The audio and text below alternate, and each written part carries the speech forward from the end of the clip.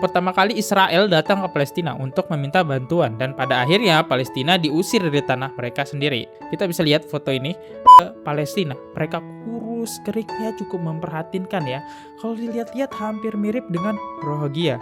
Berhasil kuasai 78% dari luas tanah Palestina.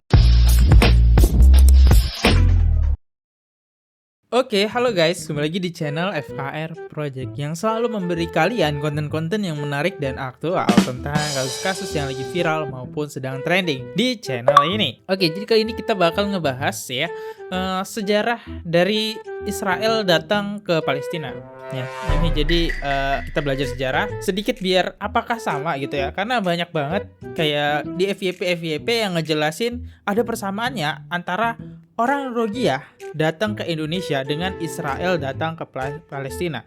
Yang dimana kalau kita lihat-lihat beritanya, bahkan negara Palestina hampir punah, dijajah oleh Israel. Ya, awalnya Israel datang, minta tempat, minta perlindungan. Sekarang Israel menguasai Palestina. Dan kalau di Indonesia, rohani datang, minta perlindungan, minta kewarganegaraan, minta tanah di Indonesia. Apakah bakal terjadi part 2-nya Israel? Karena sama-sama ceritanya hampir sama. Oke, menarik buat kita bahas.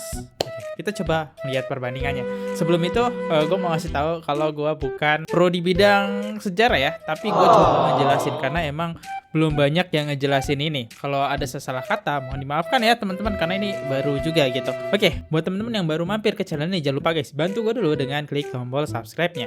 Yang udah klik tombol subscribe, gue bacain banyak-banyak terima kasih. Jangan lupa juga kalian lakukan like, comment, share, dan aktifin tombol loncengnya di bawah agar kalian tahu saat gue upload video. Dan kalian juga bisa support channel ini dengan kalian memberikan super thanks. Di akhir video, kita bakal bacain komen super thanks kalian. Langsung aja gak usah lama, kita mulai videonya. Let's go!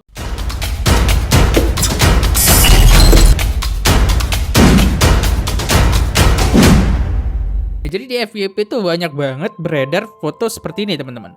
Nah, ini foto pertama kali Israel datang ke Palestina untuk meminta bantuan dan pada akhirnya Palestina diusir dari tanah mereka sendiri. Kita bisa lihat foto ini dan di sini kita bisa lihat ini etnis Rohingya yang ingin meminta bantuan ke Indonesia. Oke, wow, menarik ya. Nah, jadi Indonesia ini udah makin pintar, jadi mereka belajar dari story sejarah yang dimana kita emang diajarin sejarah ya dari sejak SD bahkan sampai SMA. Kuliah pun kayaknya masih ada deh sejarah ya. Hanya beberapa ya yang belajar sejarah di kuliah. Nah ini ya. Nah ini sejarah. Israel datang ke Palestina itu kan ada banner ya. Nah, bannernya itu bertulisan apa? Nah, bannernya itu bertulisan tentang ini guys. Jerman telah menghancurkan keluarga dan rumah kami. Jangan Anda menghancurkan juga harapan kami. Oke. Jadi ini hampir serupa ya. Rohingya itu warga negaranya dihancurkan oleh Myanmar dengan konflik-konflik yang beredar ya. Dan sekarang Rohingya minta bantuan ke Indonesia karena pengen berlindung atas kewarganegaraan dan pengen punya hak, pengen makan enak. Waduh. Ya tapi bisa mungkin ya. Mungkin bisa jadi kalau Indonesia menerima Rohingya. Karena ini bisa jadi bom waktu gitu. Karena sifat manusia yang setiap hari gue jelasin, sifat manusia itu punya harta, tahta, wanita, jabatan. Itu sifat manusia yang tidak bisa dihilangkan teman-teman. Lama-lama Rohingya bisa jadi sih. Tapi sebelum itu kita ngomongin Rohingya seperti itu, kita coba dong cari tahu dulu sejarahnya Israel datang ke Palestina. Kita coba cari tahu kenapa mereka datang. Gue mau ngomongin tentang salah satu konflik paling brutal dan paling lama di dunia, yaitu konflik Israel dan Palestina. Konflik ini itu udah berlangsung sejak tahun 1948 dan sampai sekarang belum ada tanda-tanda bakal berakhir ya. Bahkan sampai sekarang masih berlanjut di berita-berita, bahkan sampai detik ini pun, sampai detik konten ini dibuat, Israel masih terus menjajah Palestina. Emang pengen menguasai semua negaranya ya, karena Israel belum puas dengan negara yang dia punya. Konflik ini tuh ya melibatkan dua bangsa yang sama-sama mengeklaim tanah Palestina sebagai tanah air mereka, yaitu bangsa Palestina yang mayoritas beragama Islam dan Kristen, dan bangsa Israel yang beragama Yahudi. Konflik ini juga melibatkan masalah agama, politik, nasionalisme, dan hak asasi manusia. Konflik ini juga udah bikin banyak korban jiwa, pengungsi, dan pelanggaran hak-hak rakyat Palestina oleh Israel. Jadi benar-benar ini warga Palestina itu dibuat sengsara banget Israel. Yang awalnya cuma berkunjung, pengen menyelamatkan diri, sekarang Israel pengen Nah, gimana nih sebenarnya awal mula konflik ini? Kenapa Israel bisa datang ke Palestina dan ngusir rakyat Palestina dari rumahnya sendiri? Apa aja yang udah dilakuin Israel terhadap Palestina? Yuk kita coba bahas ke videonya. Oke, konflik Israel dan Palestina dimulai dari datangnya orang-orang Yahudi dari Eropa ke tanah Palestina di abad ke-20. Kalau kita lihat dari foto tadi yang kita awalnya nge-reaction itu kan kita lihat. Nah, jadi mereka datang ke Palestina dengan membawa sebuah kapal yang bertulisan seperti tadi. Orang-orang Yahudi ini datang ke Palestina karena mereka anggap Palestina ini tanah air mereka yang dijanjikan sama Tuhan. Mereka juga pengen cari perlindungan dari diskriminatif, penganiayaan, dan penghabisan secara massal ya yang dialami di Eropa, terutama pas Holocaust yang dilakukan sama Nazi Jerman. Holocaust itu pembunuh secara massal. Holocaust ini tuh salah satunya kejahatan paling mengerikan dalam sejarah manusia. Ini nggak bisa gua tampilin tentang kasus Holocaust, emang ini benar-benar kejam dan cukup mengerikan. Dan di YouTube nggak senang banget ketika gua ngebahas ada kata-kata gitu kan. Pasti kalian paham lah ya, penghabisan intinya ya. Nah seperti itu. Tapi gue bisa nunjukin salah satu foto orang Israel yang dimana dia terkena kejahatan dari Holocaust. Oke, kejahatan seperti apa kita lihat orang-orang Israel. Ini kita bisa lihat ya foto ini. Nah jadi orang-orang Israel itu pada waktu itu pertama datang ke Palestina, mereka kurus, kering ya, cukup memperhatinkan ya. Kalau dilihat-lihat hampir mirip dengan Rohingya, yang dimana Rohingya bedanya Rohingya bawa anak ke Indonesia ya, cukup memperhatinkan. Gue juga jujur kasihan ya, tapi kan ini negara Indonesia, kita juga merdeka atas jejak story masa-masa perjuangan pahlawan-pahlawan kita ya, dengan perjuangan untuk merebutkan tanah Indonesia ini. Masa ya warga Rohingya pengen netap di Indonesia, mempunyai kewarganegaraan, kan aneh gitu kan. Nah ini kita bisa lihat ya fotonya seperti ini, kurus banget guys ya. Nah ini pertama mereka nginjekin ke wilayah Palestina ya, mereka kan disiksa terus, nggak pernah makan juga, jarang makan. Pokoknya intinya cukup memperhatikan ya, cukup ngeri kalau kita lihat dari foto ini. Ini hanya beberapa. Karena pada kasus Holocaust itu banyak orang-orang yang Yahudi yang menderita teman. Gak hanya kurus kering ya, tapi semua mayat-mayat itu ditumpuk. Terus ada camp-camp konsentrasi, ada kamar gas, terus ada pembakaran jenazah. Wow, bener-bener kejahatan paling mengerikan secara dunia ya. Kita lanjut lagi ke pembahasannya. Nah, tempat yang mereka cari, akhirnya mereka nemu, yaitu tanah Palestina.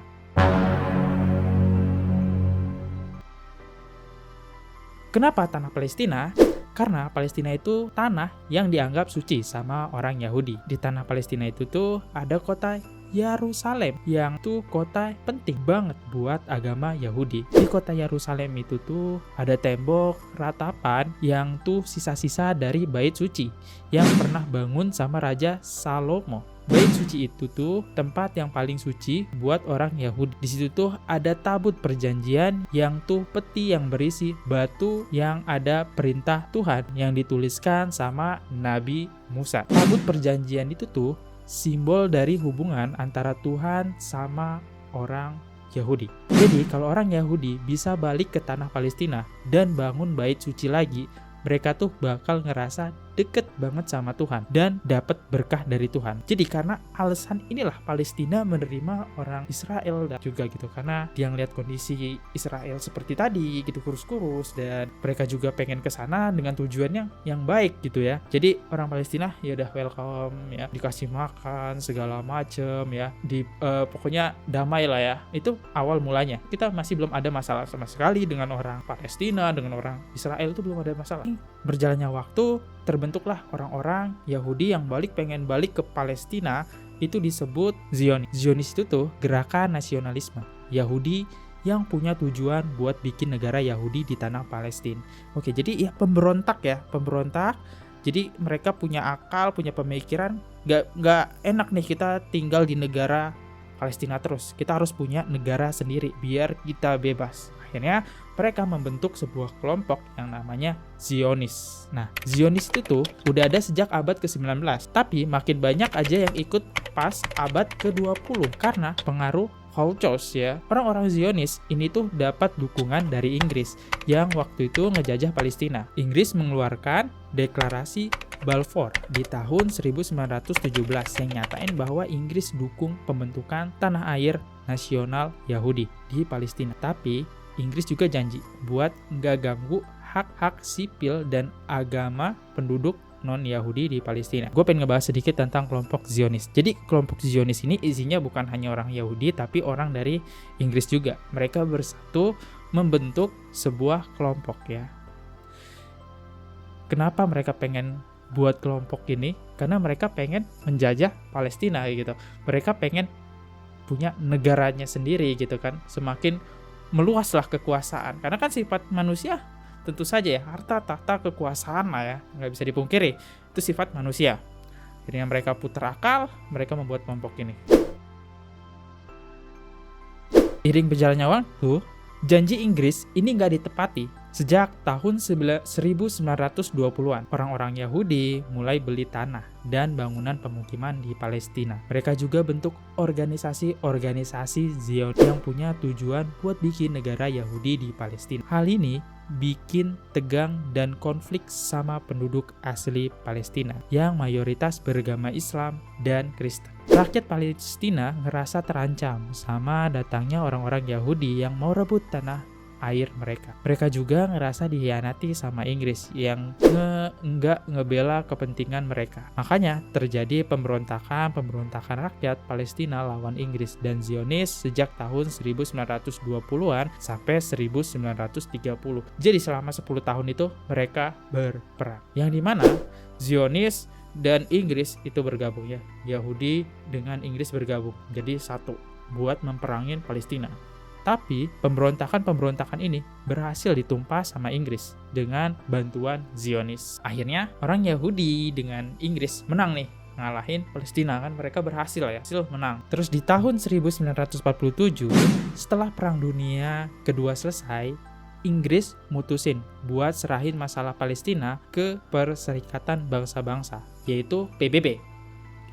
PBB langsung ngeluarin resolusi 181 yang bagi-bagi Palestina jadi dua negara. Ada negara Yahudi dan negara Arab. Negara Yahudi dikasih 56% dari luas tanah Palestina.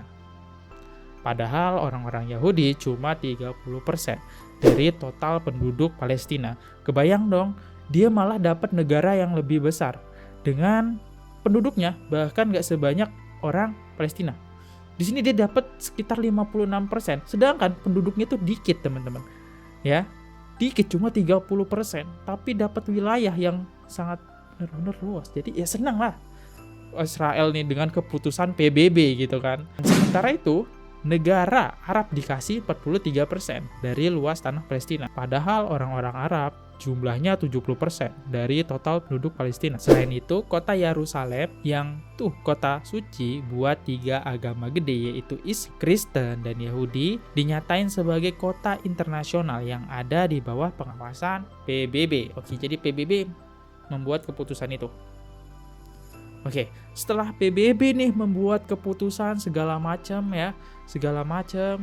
akhirnya resolusi PBB ini ditolak sama rakyat Palestina dan negara-negara Arab lainnya. Mereka menganggap resolusi ini nggak adil dan nginjek-nginjek hak rakyat Palestina. Ya kalau gue juga jadi sebagai rakyat Palestina, gue pasti bakal kesel banget dong. Negara-negara gue, sedangkan Israel tuh cuma awalnya cuma meminta pelindungan, numpang di negara gue Palestina. Tiba-tiba kok dia punya negara yang cukup besar, 56% ya. Wow, padahal orangnya banyakan orang Palestina dan Arab, teman-teman.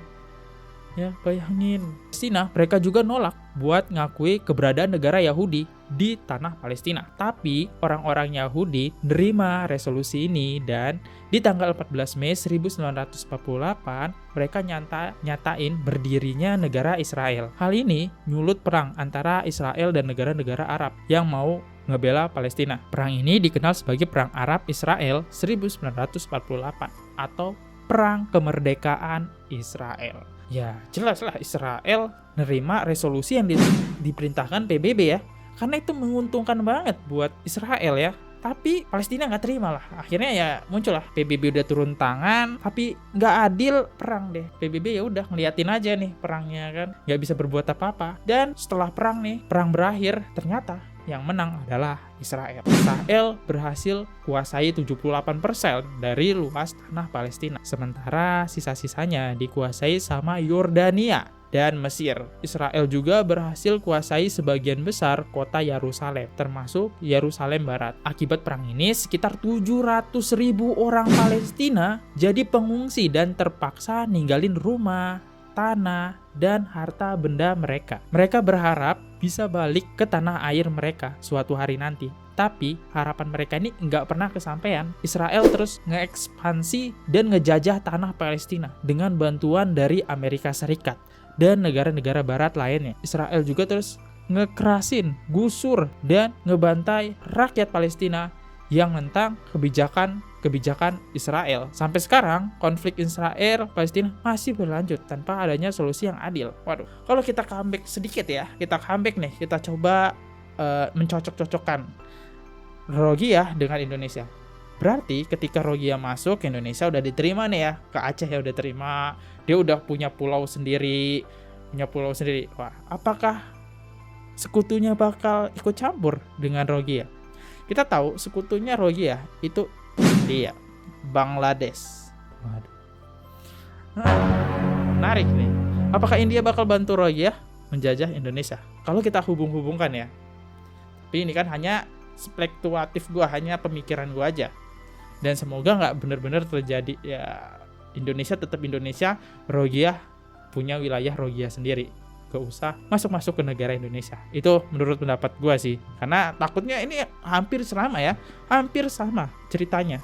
Hampir sama. Karena ada dukungan, bantuan dari Inggris. Akhirnya Yahudi menjajah nih kan. Dan membentuk kelompok Zionis. Luar biasa. Nah, itu adalah cerita tentang awal mula konflik Israel dan Palestina. Ya, mungkin ini aja sih yang bisa gue ceritain ke teman-teman tentang konflik-konflik ini. Kan banyak video yang beredar, Indonesia harus belajar dari pengalaman ya.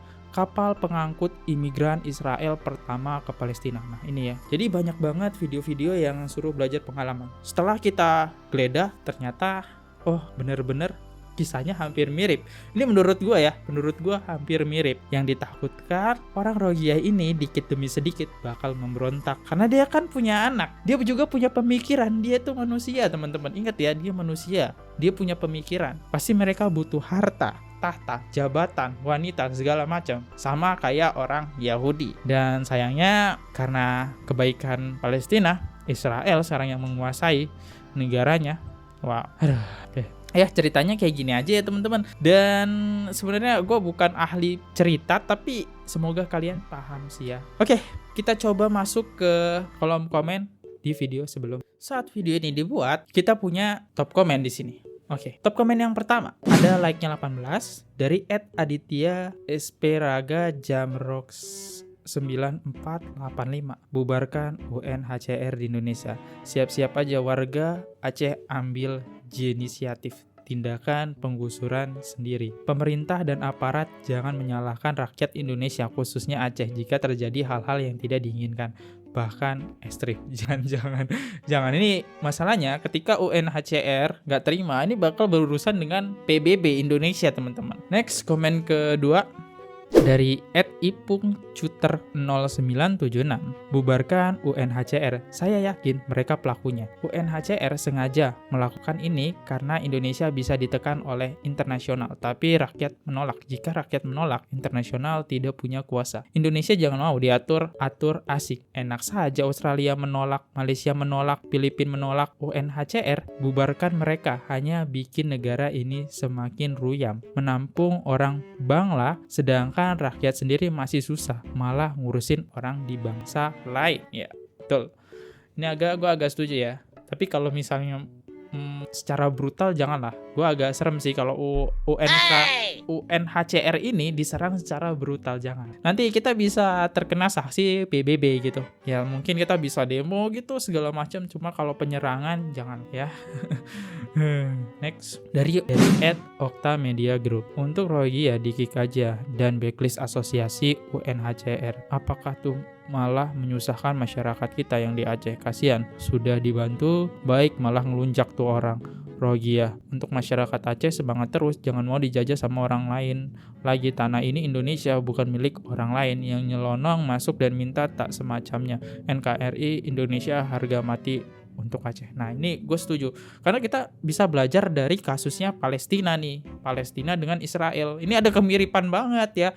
Oke, inti dari video ini ada kemiripan dengan kasus Israel dan Palestina. Ada kemiripan. Nah, gue takutnya Rohingya berpikir seperti Israel. Kita nggak ada yang tahu ya. Bom waktu, tidak ada yang tahu. Mungkin setahun, 2 tahun, 3 tahun. Karena mungkin dari desakan. Dan semakin banyaknya orang Rohingya, maka semakin pinterlah mereka. Ketika pemerintah ngebatasin segala macam, pasti ada pemberontak dan ada orang yang nggak senang dengan Indonesia, negara yang nggak senang dengan Indonesia siap ngebantu karena Indonesia ini negara yang banyak banget SDM-nya, sumber daya manusia, sumber daya alam ya. Kok manusia sih? Sumber daya alam. Oh ya, SDA ya berarti. Itu aja sih komen-komennya. Thank you banget ya yang udah komen-komen dari hari ini.